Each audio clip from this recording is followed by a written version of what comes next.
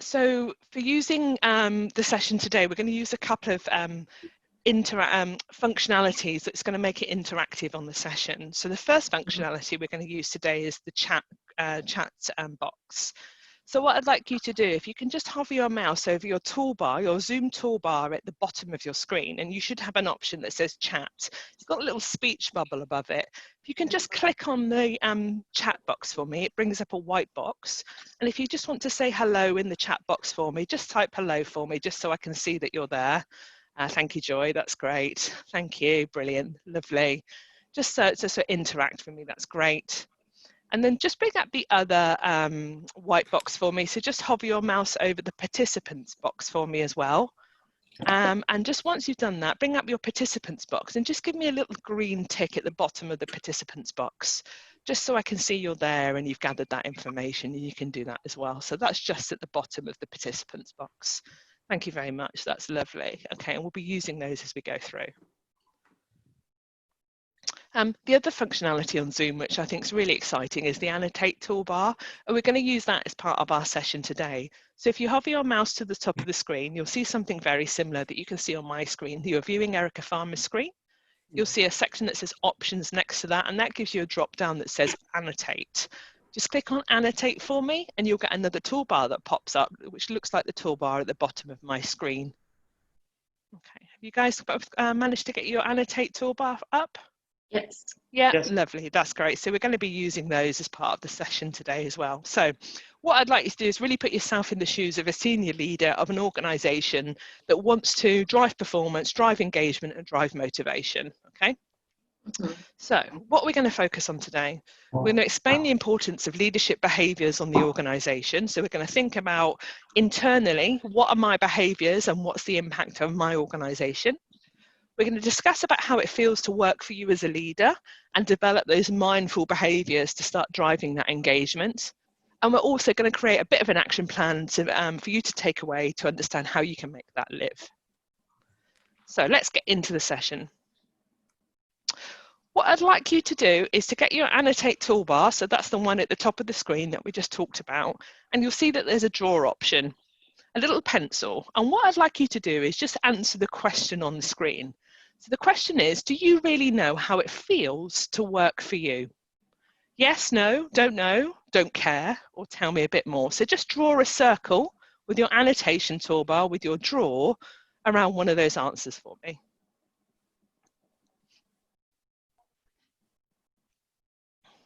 Okay, so we've got a no.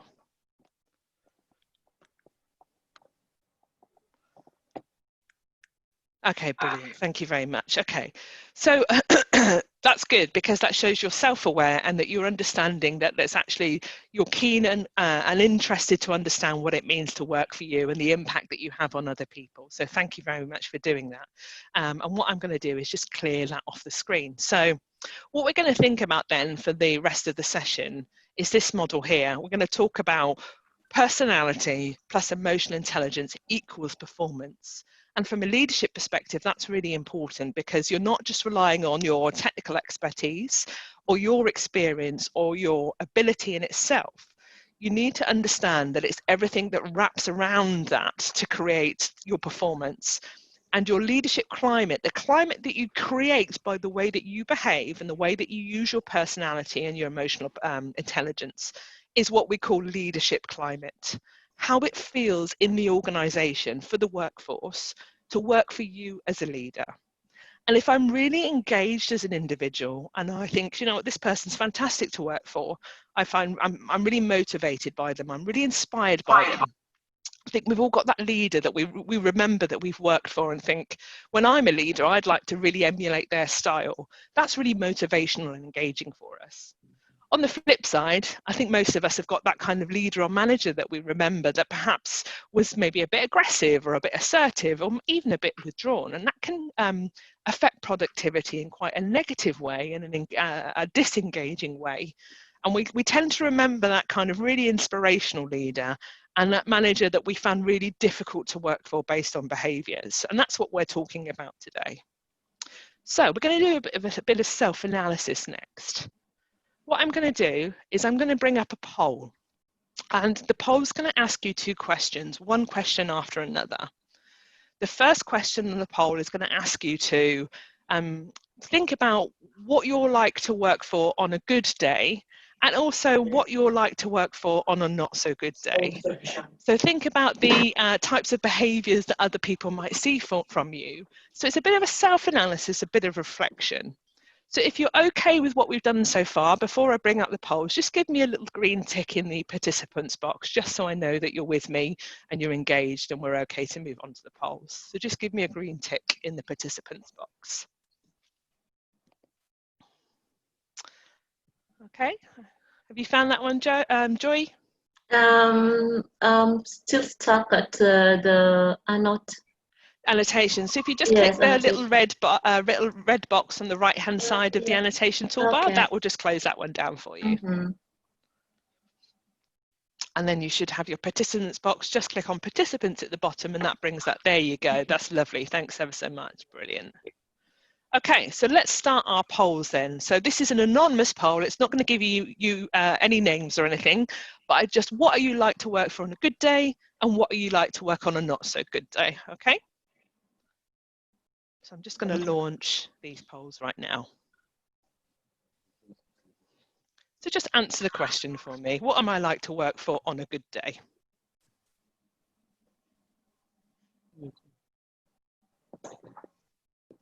Like to work for on a good day.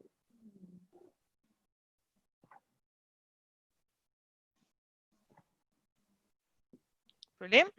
We've got one unengaging.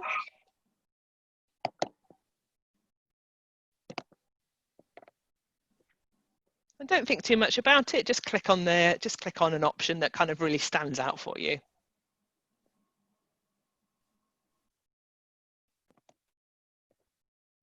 Have you guys managed to do that yet? Yes. Yep, brilliant, thank you. There we go. It's just catching up at my end in regards to who's the numbers. It shows me who's clicked on it. So that's a good day. We're now going to ask you to think about what are you like to work for on a not so good day. So let's just end the poll on that one now.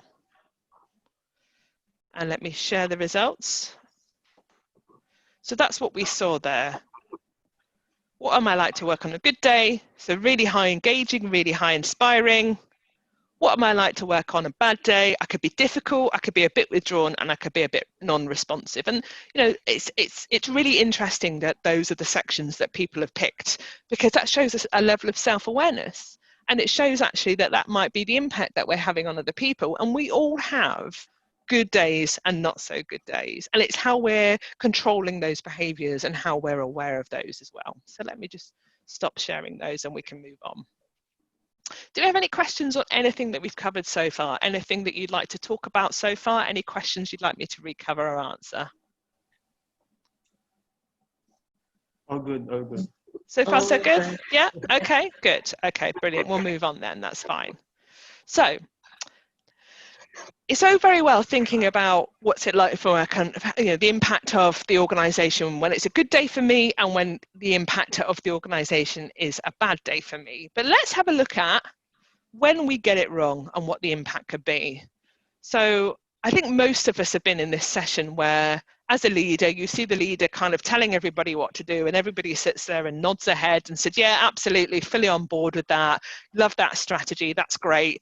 But you know, because you're probably one of those people, you're thinking, that's never going to happen. I don't buy into it. I don't buy into that person. You've got to be kidding me. You wish, no chance, pigs might fly. It's just not going to happen. And I've certainly been in sessions when I've seen that happen. So let's think about, what's going wrong for that leader at that point. Let's start to explain emotional intelligence a little bit more. So in the chat box, I'd like you just to write a little bit of a definition. You can take a couple of minutes to do this. What would you say the difference is between IQ, so intelligence, and emotional quotient, emotional intelligence? So IQ, how smart you are, versus your emotional intelligence, your impact on other people. So just write a little sentence for me in the chat box. What do you think the difference is?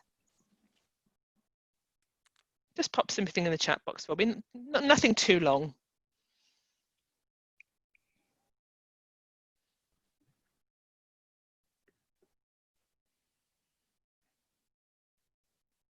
And when you've wrote that, just hit return and we'll see your thoughts come up in the chat box. Okay, Joy, emotional intelligence is driven by feelings. Yeah, absolutely. Yeah, certainly that's a big part of it.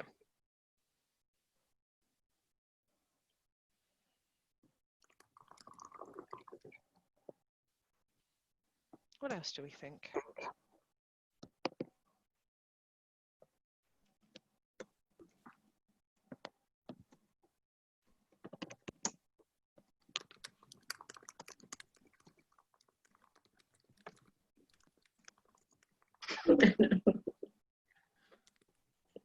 IQ is inborn. Okay, brilliant. So your IQ, you're born with a level of intelligence that you can measure. EQ you can develop. IQ is based on intelligence. Emotional intelligence is based on feelings. Absolutely. Anything else?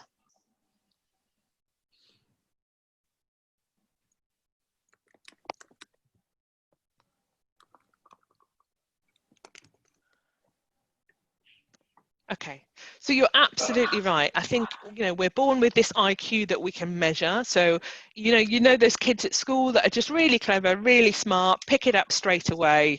That wasn't me. I was always the kid in the low math set, or the one that was more interested in socializing and talking to other people than actually doing my maths homework. And also, your emotional intelligence is what you can develop based on your skills with people and your impact and understanding the importance of what that means. So if we break down emotional intelligence, and here's a framework that's taken from the British Psychological Society over here in the UK, they break down emotional intelligence into kind of 3 key components, which is your behavior, your feelings, which Joy was talking about and Sophie was talking about, and your attitude to yourself, but your attitude to other people. And to sub-break that down as well, it's your personal intelligence, so what comes across to you as a person, so how you self-manage, how self-aware, and your regard for yourself. So have I got the type of emotions that I tend to blow up quite a lot in front of other people if I'm in an argument? Can I regulate my emotions if I'm having a difficult conversation? And do I have the confidence and regard for myself to be able to have a negotiated conversation, or be able to stick up for myself and not kind of step away and say yes to everything, but actually it's not what I really wanted to do?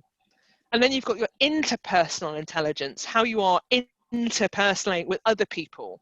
So your relationship management, how are you dealing with your peers and your line management or your stakeholders?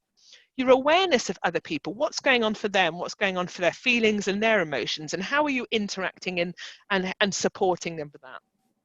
And also regard for others. This is the one that we see quite a lot in the workplace and that stands out. So if you don't have regard for others, if you're critical of others, or you've got a feeling that perhaps you're more senior to them, or you add more value than them, or you don't see the value that they add, that could be an issue that plays out in your behavior if you don't have that regard for other people. So that's a really good emotional intelligence framework. And we know that really strong leaders who are good influencers and who can motivate the workforce have really strong emotional intelligence, those mindful behaviors that we talked about earlier. But so what? What does this mean? So what? We've got emotionally intelligent leaders. Well, we know that the evidence and the research behind us shows that, in terms of having good emotional intelligence as a leader, you're more likely to create a positive leadership climate. So it feels really good to work for you as a leader. We also know that has a really positive impact on well-being, particularly at the moment with COVID-19 and everything that's going on for people. Now more than ever, leaders have an impact on people's well-being, and that can be physical, mental, and psychosomatic. We know that the golden goal for a lot of organisations is engagement. We'll have a regular engagement survey that asks, how do you feel about your leaders? How do you feel about your job? What's it like to work for this organisation? Good job satisfaction, commitment, and lower turnover is driven by positive emotional intelligence from the leadership, from that leadership climate that we have, and ultimately drives that performance, high performance for everybody individually and as an overall workforce. That's what organisationally we are aiming at. So again, if we're okay so far, if you're okay, if you're going along with me in terms of what I'm talking about, just give me a little green tick again in the participants box. just so I know that you're engaged and you're understanding everything that I'm talking about, and we're okay so far. Brilliant, thank you very much, that's great. So let's think about, again, what does it mean personally? So what behaviours might you start to see if we don't get it right? What might you see from the workforce in particular? So not the leaders at this point, the workforce in particular, if us as leaders don't get this right, if we're not very emotionally intelligent. And we're going to look at work attitudes, psychological well-being and behaviour. So I'm going to bring up what we call a Swimlane slide. And what I'd like you to do is to grab your annotation toolbar, so the one at the top, and on the left-hand side of that toolbar, you've got a text icon, a T for text icon. I'd like you just to click on the text icon and just start typing in your ideas on the swim lanes. So if you've got an idea around how poor leadership affects the workforce's attitude, what kind of attitudes might you see? Just start typing in this column here. If you've got poor leadership, what kind of impact on the workforce does that have on people's psychological well-being? What might you see from people here? So things like absence, for example, might be an example of that. And what might you see from people's behaviour in the workforce for poor leadership? Just start typing a couple of ideas for me.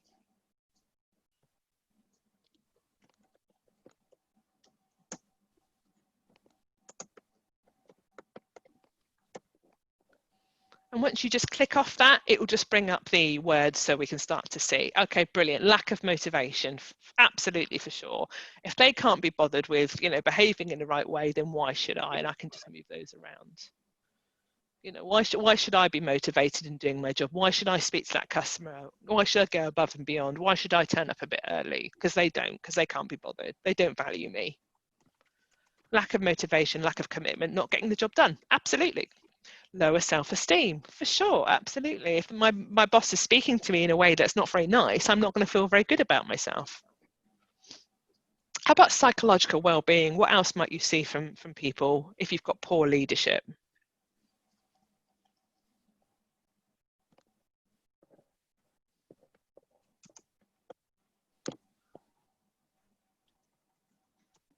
Mental health, absolutely. We know, the research shows us that there's very clear links between how people behave with you at work based on your leadership and people's absence, taking time off work because of mental health, or their performance struggling because of mental health, because of the impact that leader has on them. We know that there's links there. What else? What other psychological well-being? What might you see from people?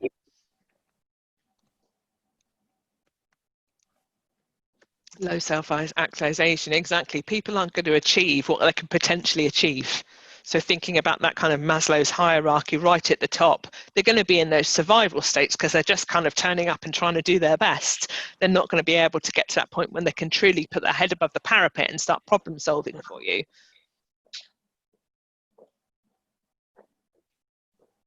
Let's just pop that one down there.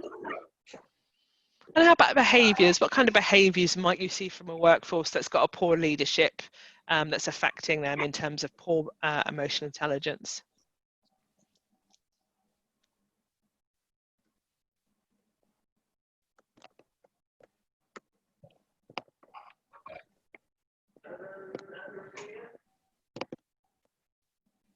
What kind of things are you going to hear people saying or see people doing when there's a poor leadership climate?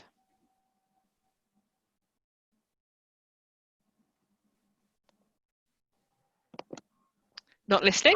Yeah, for sure. As a very minimum, I think that's a great one. Yeah, absolutely. What else might you see from the workforce?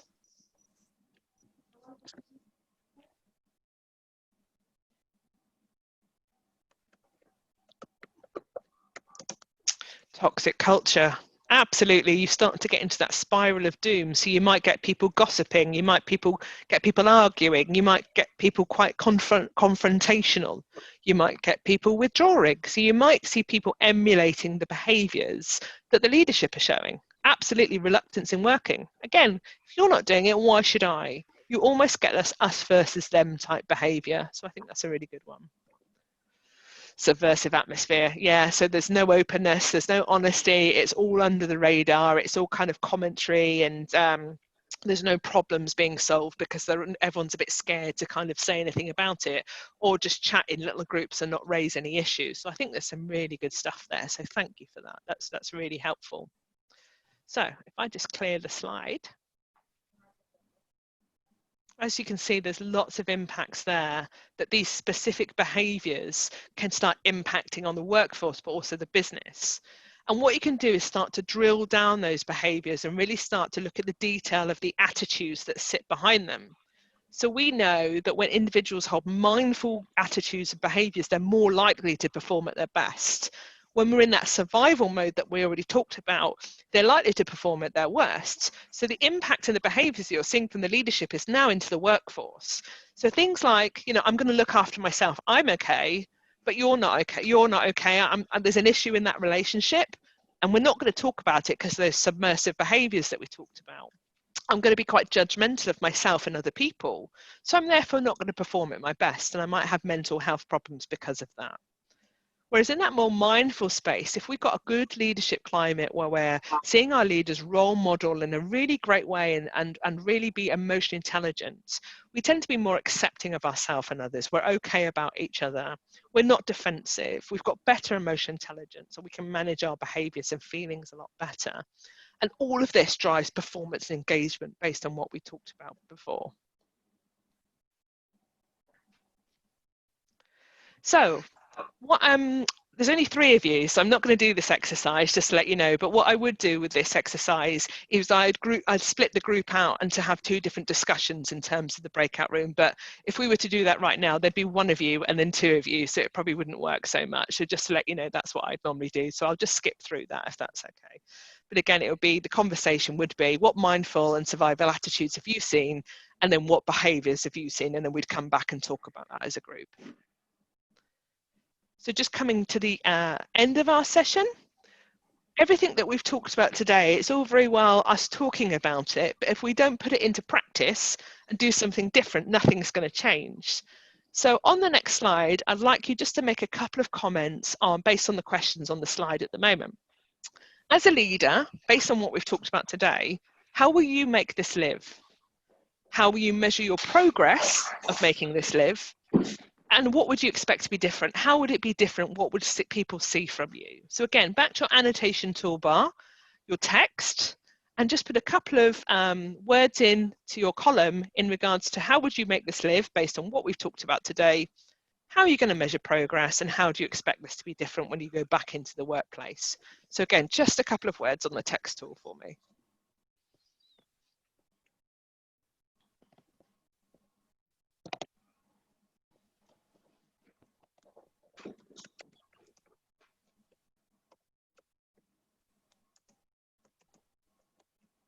So just remember to click off it after you've just typed a little bit and it will pop up. Be mindful of others, absolutely. That's a great start. Oh, sorry. So what are you going to do? What's going to be your measure of progress to do that?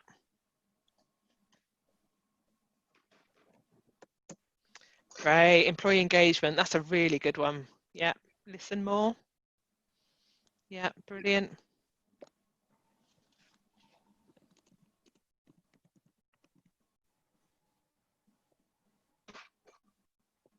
And what's going to be different for you? How are you going to expect this to be different? What people are going to see? Employee numbers increasing? Yeah, because more people want to work at that organisation. I think that's a really good one.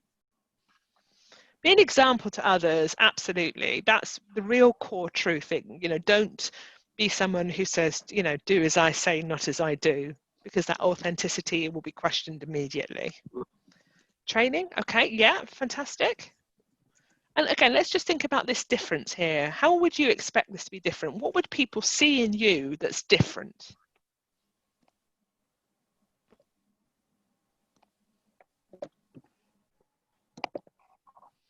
Okay, so you'd be more understanding in your approach. Fantastic.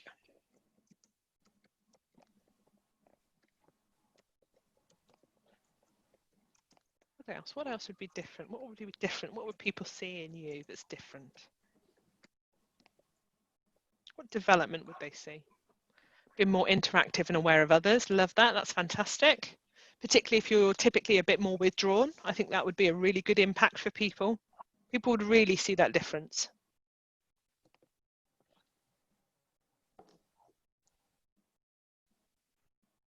And you'll be a leader by example. Absolutely. So, you know, you'd be really true to what we've talked about today and just not expect that from other people and give yourself a get out plan. So that's great. If you do want to save that at all, what you can do is on your annotation toolbar at the top of the screen, you've got an option that says save on the right hand side. You can click on save and then click on show on folder, and it will save that screen as a little JPEG as well. So if that's an action plan that you'd like to keep and work to, then you can save that for your own records. I'll just give you a couple of seconds to save that should you want to.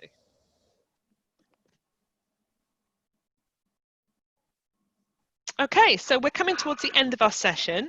So let's just recap our learning objectives. So what we talked about today was explaining the importance of leadership behaviours in your organisation, discuss how it feels to work for me and develop those mindful behaviours, and also create a plan for how you'll make this live. So if you think we've covered all of those today, just give me a green tick in the box, just in the participants box. Great, thank you, Sophie. Thank you. And just lovely, Joy, thank you very much. Okay, that's great. Okay, thank you very much, guys. Really appreciate your engagement, your participation. Hopefully that's been a really helpful session. I'm just going to bring down the slides now. And that's the end of my session. So hopefully that was interactive and helpful and informative.